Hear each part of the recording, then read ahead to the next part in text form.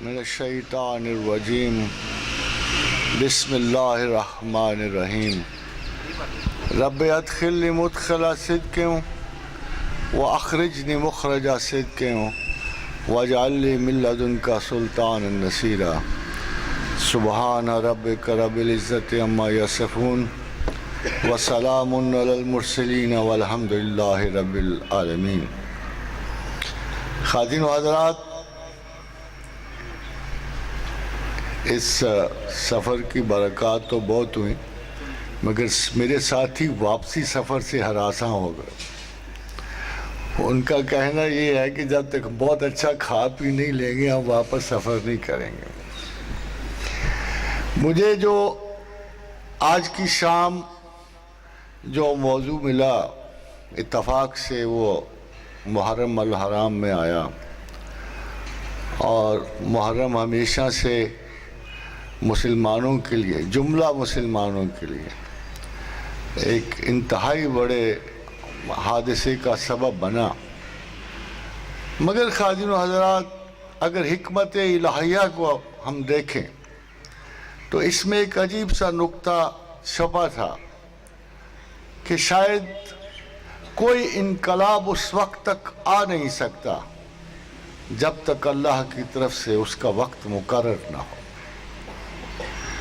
اتنی بڑی کوشش جو سیدنا حسین علیہ السلام نے کی، اتنی بڑی قربانی کہ جو ہم مسلمانوں کے ضمیر میں ایک بہت بڑا تانا بن کر زندہ ہے۔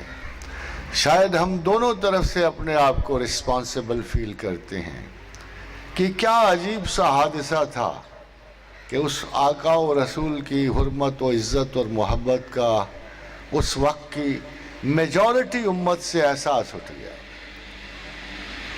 یعنی ایسے لگتا ہے کہ زمین و آسمان میں یہ ایسا حادثہ تھا کہ جسے امت مسلمہ صدیوں بلکہ آج تک اس کی برداشت کا حوصلہ نہیں پاتی۔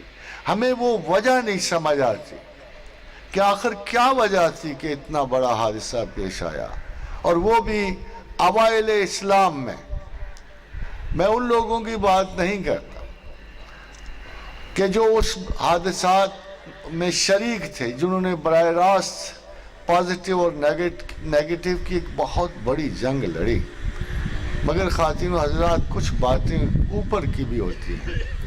جب ابلیس لعین نے، جب شیاطین نے، ملائکہ نے عظمت آدم کو للکارا تھا اور یہ کہا تھا کہ یہ اس قابل نہیں ہے کہ تو اسے حکمران وقت بنا، کائنات کی تسخیر کا باعث بنا، اس کو ہمارا مالک بنا، مخدوم بنا، اس وقت پروردگار نے ایک علمی سا، چھوٹا سا علمی ٹیسٹ دیا تھا اور کہا تھا کہ یہ لے وَعَلَّمَ آدَمَ الْأَسْمَاءَ كُلَّهَا ثُمَّ عَرَضَهُمْ عَلَى الْمَلَائِكَةِ فَقَالَ أَنبِئُونِي بِأَسْمَاءِ هَؤُلَاءِ إِن كُنتُمْ صَادِقِينَ۔ ایک تختی، چند حروف، جملہ مخلوقات کو پیش کی گئیں، کہا اگر تم واقعی اس دعوی سیادت کے حقدار ہو تو پھر ان چند الفاظ سے زندگی مرتب کر کے بتاؤ۔ ملائکہ پازیٹیو شعور رکھتے تھے، ان میں نیگیٹیوٹی تھی نہیں سرے سے۔ انہوں نے اپنی اس نااہلیت کا فوراً اقرار کر لیا۔ 10,000 سال لگے ہوں گے، 20 لگے ہوں گے، ہم اس کو ایگزیکٹلی اب لوکیٹ کر سکتے ہیں۔ 70,000 سال پہلے انسان میں گفتگو کا جرثومہ تھا ہی نہیں، اس کے جین میں تھا ہی نہیں گفتگو کا ملکہ۔ 70,000 سال کے بعد ہم دیکھتے ہیں کہ انسان نے اشارہ اور کنایہ سے گفتگو سیکھی۔ 40,000 سال پہلے چوتھی آئس ایج کے بعد نیولیتھک ایج میں ہم دیکھتے ہیں کہ پتھر کے زمانے کے دوسرے عرصے کے بعد انسان نے گفتگو کرنا، آبادیاں بنانی سیکھ لی۔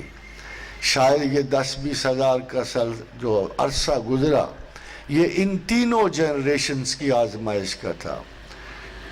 ملائکہ کا تھا، جنات کا تھا اور انسانوں کا تھا۔ علم میں انسان بازی لے گیا۔ وَقَالَ يَا آدَمُ، جہاں فرشتوں نے یہ کہا کہ قَالُوا سُبْحَانَكَ لَا عِلْمَ لَنَا إِلَّا مَا عَلَّمْتَنَا، کہ اے پروردگار ہمیں صرف اتنا علم ہے جتنا تو ہمیں دیتا ہے، اس سے کم و بیش کچھ نہیں۔ مگر جب آدم سے کہا قَالَ يَا آدَمُ أَنبِئْهُمْ بِأَسْمَائِهِمْ، تم تو بتاؤ تم نے تختی کا کیا کیا۔ فَلَمَّا أَنبَأَهُمْ بِأَسْمَائِهِمْ، فر شروع ہو گئے، ایک کونے سے دوسرے کونے تک زندگی کا حساب کر دیا، درختوں کے نام رکھ لیے، پودوں کے اسماء سمیٹ لیے، کیا سے کیا اس نے اپنی فہرست نہ بنا لی۔ تو اللہ نے ایک ناز سے کہا قَالَ أَلَمْ أَقُل لَّكُمْ إِنِّي أَعْلَمُ غَيْبَ السَّمَاوَاتِ وَالْأَرْضِ وَأَعْلَمُ مَا تُبْدُونَ وَمَا كُنتُمْ تُكْتُمُونَ، میں جانتا ہوں تمہارے دلوں میں کیا تھا۔ خلافت جنت کی آرزو تھی، بہت بڑی گیلیکسی ہے، ہمارے علماء نے اسے چھوٹے چھوٹے 3 باغوں میں سمیٹ دیا، مگر جو مملکت پروردگار عالم نے اپنے بندوں کے لیے تیار کی تھی اس کی تو حیت جانی ہی نہیں جا سکتی۔ فرمایا، اور کل تو یہ پتہ نہیں لگ سکتا تھا، مگر آج جب ہم دیکھتے ہیں کہ 180 بلین گیلیکسیز ہیں اور ایک گیلیکسی میں 1 کھرب ستارہ ہے، یہ جو پاس کھڑی ہے جس کو اینڈرومیڈا گیلیکسی کہتے ہیں، ایک گیلیکسی میں 1 کھرب ستارہ ہے، اور ایسی 180 بلین گیلیکسیز ہیں، اور ساری گیلیکسیز اور ساری کائنات اور 7 کائنات ملا یہ کائنات ایک ہے۔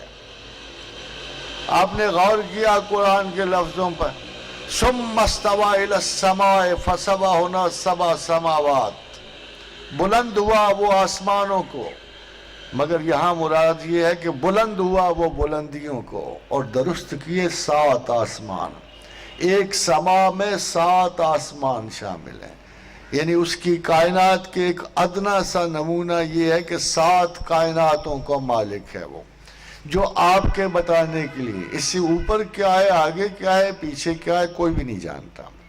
خدا نے قرآن میں کہا اللہ الذی خلق 7 سماوات ومن الارض مثلہن، اللہ وہ ہے جس نے 7 کائناتیں تخلیق کی، اور ان 7 کائناتوں میں 7 زمینیں تخلیق کی۔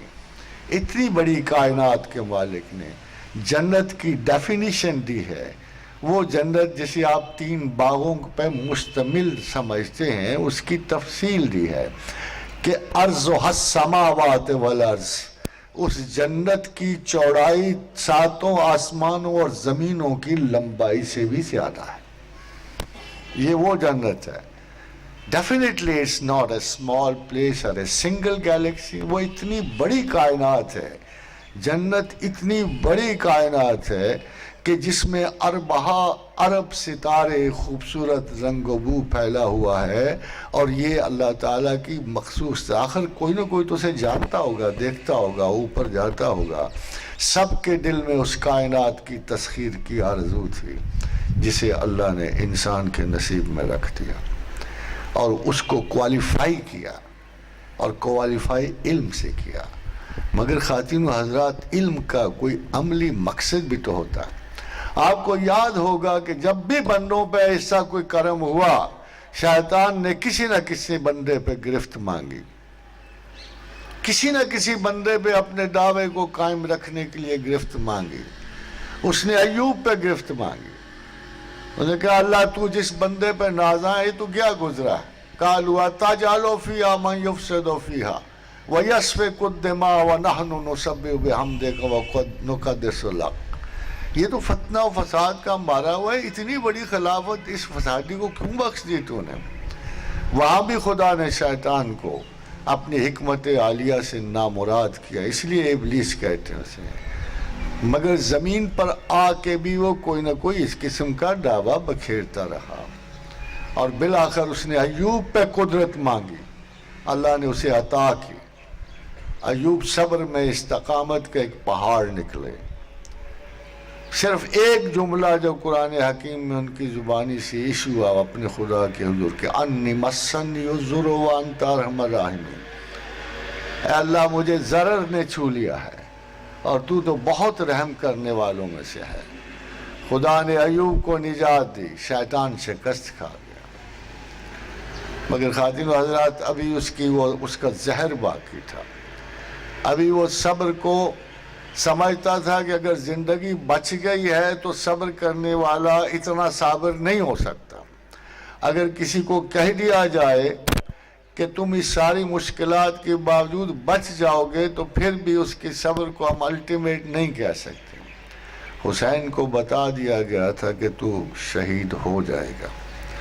اس جنگ میں ایک فنا کی تفسیر بن جائیں گے اہل بیت، نہ صرف اکیلا، جملہ آداب کے ساتھ، جملہ اولاد کے ساتھ، اور خداوند کریم نے انہیں سرخرو فرمایا، اور ہمیشہ کے لیے شیطان اس جنگ میں انسان سے شکست کھا گیا۔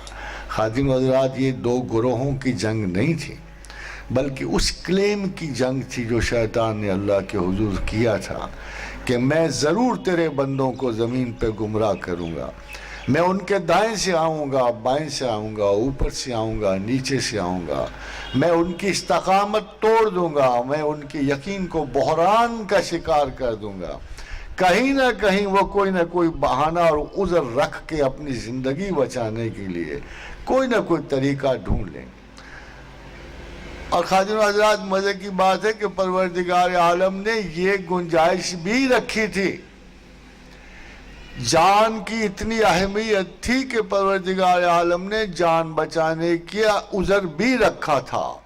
انما حرم علیکم المیتۃ والدم ولحم الخنزیر وما اہل بہ لغیر اللہ، کہ یہ چار چیزیں حرام مطلق ہیں، جمع و خون، خنزیر، یہ چار چیزیں جو اللہ نے مینشن کی ہیں، مردار کا گوشت، یہ حرام مطلق ہیں، مگر فَمَنِ اضْطُرَّ غَيْرَ بَاغٍ وَلَا عَادٍ فَلَا إِثْمَ عَلَيْهِ، مگر اگر جان اس طراب میں چلی جائے تو جان کو محفوظ رکھنے کے لیے اگر ان حرام چیزوں میں سے کچھ تھوڑا سا استعمال کر لو تو تم پہ کوئی گناہ نہیں ہے، فَلَا إِثْمَ عَلَيْهِ، کوئی گناہ نہیں۔ خادم حضرات، جب جنگ اجنادین ختم ہوئی تو 10 صحابہ گرفتار ہو گئے۔ اگرچہ سلطنت روما کو شکست ہوئی مگر 10 صحابہ گرفتار ہو گئے۔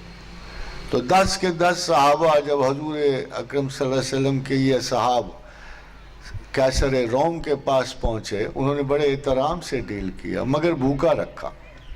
جب 10 دن بھوکا رکھا تو قیصر روم نے انہیں پیغام بھیجا، انہوں نے کہا دیکھو یہ گوشت ہے خنزیر کا، کھا لو۔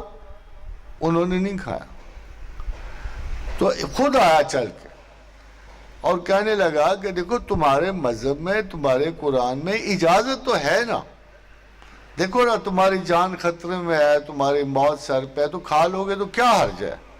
انہیں کہا قیصر روم تو درست کہتا ہے، ہمیں اجازت ہے، ہم جان بچا سکتے ہیں اس سے کچھ کھا کے، مگر ہمارا ایک اور منصب بھی ہے، ہم صحاب رسول ہیں جو امت کے لیے عمومی ہے، وہ ہم پہ لاگو نہیں ہوتا۔ ہمیں اپنے احساس شرم ہے، ہم اپنے رسول کے صحابی ہیں، ہم نہیں کھائیں گے چاہے ہماری جان جاتی ہے یا نہیں جاتی ہے، مگر یہ قانون امت کے لیے عمومی ہے۔ آپ نے دیکھا ہوگا کہ کچھ قانون عمومی ہیں، کچھ قانون کو کہتے ہیں کہ اس پہ نسخ ہو گیا ہے، ما ننسخ من آیات او ننسها نأتی بخیر منہا او مثلہا، جب ہم قرآن میں کسی آیت کو منسوخ کرتے ہیں تو اس سے بہتر آیت سے اس کو بدل دیتے ہیں۔ تو خادم حضرات، حکمت الہیہ وہ منسوخ آیت کہیں جاتی نہیں، قرآن کا اب بھی حصہ ہے۔ جب اللہ نے کہا ہے مسلمانوں اگر تم خدا پہ صحیح توکل رکھو، تمہارا ایمان اچھا ہو، تمہاری رغبتیں درست ہو، تمہاری محبتیں عالی مقام ہوں، تو پھر تم میں سے ایک آدمی 200 کافروں پہ غالب آئے گا۔ اب اصحاب رسول ادھر سے ادھر ہو گئے، کچھ کمزور بھی تو ہوتے ہیں، اور ویسے بھی حدیث رسول ہے کہ مومن بزدل ہو سکتا ہے، منافق نہیں ہوتا، تو کچھ نہ کچھ کمزوری تو باطن میں آ جاتی ہے۔ تو ان کہا یا رسول اللہ آ گئی، ہم جان توڑ کے لڑ رہے ہیں، اتنی محنت کر رہے ہیں، مگر 200 پہ کیسے غالب آئیں؟ تو پھر خدا نے کہا اللہ نے تمہاری کمزوری دیکھ لی، تو اب پہلا حکم منسوخ ہو گیا۔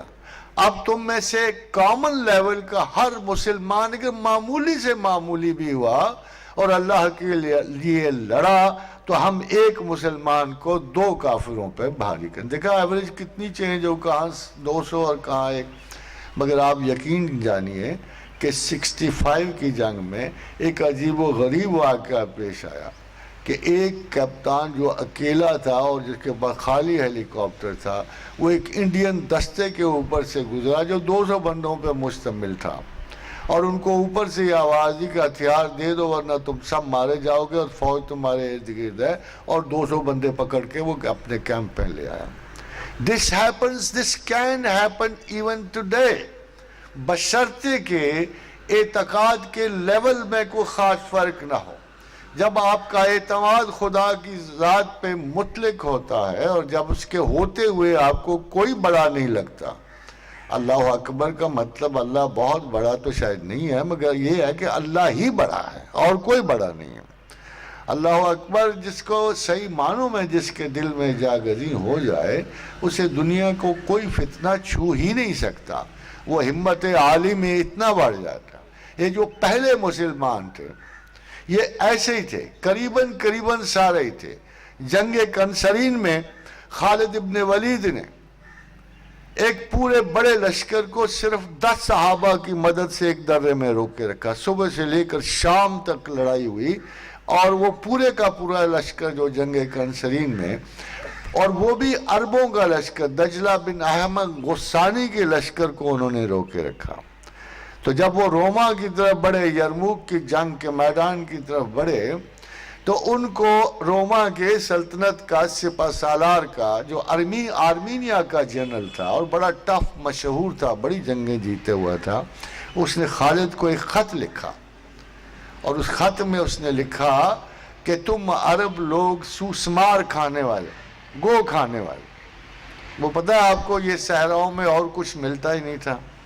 آج کل بھی اگر آپ کو ڈسکوری پہ سروائیول کی فلمیں دیکھو تو وہاں آپ کو سروائیولسٹ کیا کھاتے نظر آتے ہیں، مینڈک کھاتے نظر آتے ہیں، کیڑے کھاتے نظر آتے ہیں۔ تو اس صحرا میں جہاں زندگی گزارنے کی کوئی رمق بھی نہیں ہوتی تھی، تو اعراب جو ہے نارملی مانگروز کا شکار کر کے اسے کھا لیتے تھے، جس کو دیکھ کے ہمارے بچے خوف کے مارے آدھے بے ہوش ہو جاتے ہیں۔ وہ ان کا شکار کر کے کھاتے تھے، مانگروز کا۔ تو اس نے جس کو پرشین میں اور اس وقت کی زبان میں سوسمار کا لفظ کہتے تھے، تو اس نے پیغام دیا کہ تم یہ کیڑے مکوڑے کھانے والے، ننگے پیر پھرنے والے اجڑ گنوار عرب جو ہو، اتنی بڑی رومن امپائر کو، ایسٹرن رومن امپائر کو تم تباہ کرنے نکلے ہو، کوئی عقل کرو، تمہیں پیسے چاہیے نا، ہم دے دیتے ہیں، جتنا مال لو ہم دے دیتے ہیں، جتنی سہولت اور غلہ مانگو ہم دے دیتے ہیں۔ تو خالد بن ولید نے اس کا ایک جواب جو تاریخ میں محفوظ ہے، وہ بڑا عجیب سا جواب ہے۔ تو انہوں نے جواب میں لکھا کہ اے پادشاہ روم، کالی سانڈنیوں پہ سوار تیری طرف عرب کے وہ شاہ سوار بڑھ رہے ہیں جنہیں موت اتنی ہی عزیز ہے جتنی تمہیں زندگی ہے۔ یہ ڈائلاگ ابھی تک تاریخ میں ہے، تو عرب تو ہوتے تھے ڈائلاگ والے نا، بڑا شاندار۔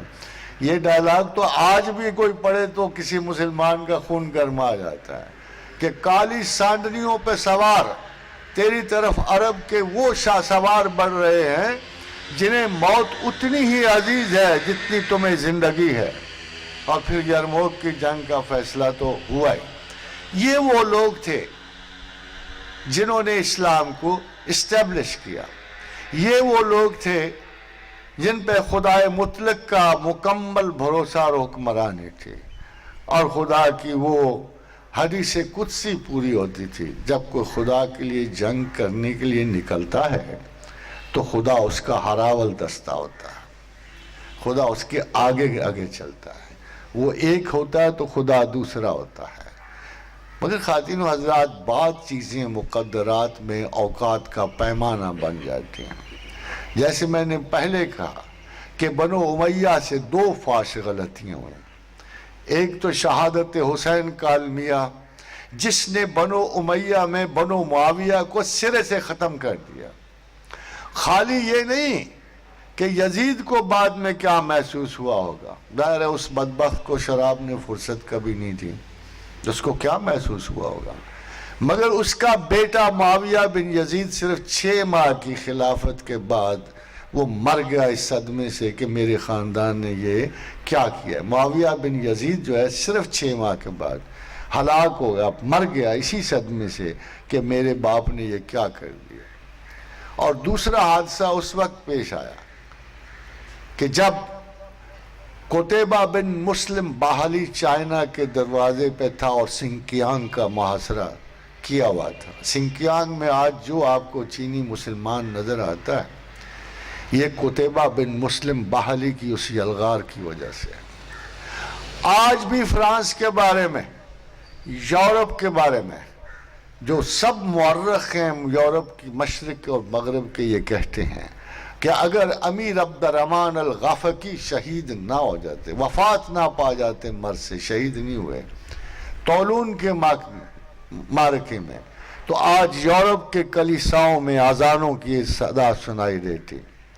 مگر عین اس وقت جب وہ فرانس میں داخل ہو کے اس کے دارالحکومت پہ چڑھنے والے تھے، اس وقت امیر عبد الرحمن الغافقی کی وفات ہو گئی اور مسلمان طولون سے، آج بھی طولون میں ایک چھوٹا سا قبہ بنا ہوا ہے جسے تل شہداء کہتے ہیں۔ یہ ان لوگوں کے مزار ہیں جو اس معرکے میں شہید ہوئے۔ 3 دن کے بعد بھی یورپی افواج کو یقین نہیں آیا کہ یہ مسلمان چال تو نہیں، رات مسلمانوں کا پورا لشکر اپنا سارا کچھ اٹھا کے واپس چلا گیا امیر کی وفات کے بعد۔ 4 مرتبہ امیر طریف بن مالک لخمی نے، جسے کوہ برانس وہ کہتے تھے مگر آج کل اسے پیرینیز کہتے ہیں، 4 مرتبہ امیر طریف بن مالک لخمی نے پیرینیز کو عبور کر کے یورپ میں مار دھاڑ کی۔ مگر اور پھر تیسرا واقعہ تو آپ جانتے ہی ہو، محمد ابن قاسم جو ہے ڈیبل کو فتح کرتے ہوئے کہاں تک ہندوستان میں آ گھسے تھے۔ آج شاید ایک بھی ہندو نہ ہوتا، مگر پروردگار کو جو چیزیں منظور نہیں ہوتی، ان کے بادشاہ، ایک بادشاہ نے، اموی بادشاہ نے، امیر سلیمان بن عبد الملک نے، یہ سارا ملت اسلامیہ کا سب سے بڑا نقصان یہ کیا، قتیبہ بن مسلم باہلی کو چائنا سے بلا کر قتل کروایا، بلکہ اپنے اس کی گردن اڑا دی۔ محمد بن قاسم کو ہندوستان سے بلا کے اسے مروا دیا۔ موسیٰ بن نصیر کو جو فاتح جرنیل تھا اس کو پابا زنجیر کیا، اور فاتح عالم اس وقت بصرہ کی گلیوں میں بھیک مانگا کرتا تھا۔ موسیٰ کا انجام یہ ہوا۔ طارق بن زیاد نے اندلس فتح کر لیا تھا، امیر عبدالعزیز بن موسیٰ کو اس نے واپس بلوا کے سزا دی، اور یہ ایک دم سے جو اتنا بڑا فشار تھا مسلمانوں کا، اتنا بڑا پھیلاؤ تھا، اتنی طاقت سے جو وہ آگے بڑھ رہے تھے، دنیا کے ہر گوشہ تہذیب پر ان کے قدم جا رہے تھے، اس وقت امیر سلیمان کے زمانے میں یہ ساری پروگرس جو ہے رک گئی، ختم ہو گئی۔ مگر آپ انصاف قدرت دیکھیں، بنو امیہ کا ایک آدمی قتل ہوا، ایک آدمی، 2 بھائی آخر میں رہ گئے۔ دونوں بھائیوں میں دجلہ کے کنارے عباسی سپاہیوں نے ان کو روکا اور کہا واپس آ جاؤ، تمہیں کچھ نہیں کہا جائے گا۔ بڑے بھائی نے چھوٹے کو کہا کہ یہ جھوٹ بول رہے ہیں، تمہیں قتل کر دیں گے، میرے ساتھ آگے بڑھتے چلو۔ مگر چھوٹا بھائی فریب کھا گیا، وہ ساحل پہ آیا، اسے اس کے بڑے بھائی کی آنکھوں کے سامنے قتل کیا گیا۔ یہ جو بڑا بھائی تھا، خواتین و حضرات، اس سے اللہ کا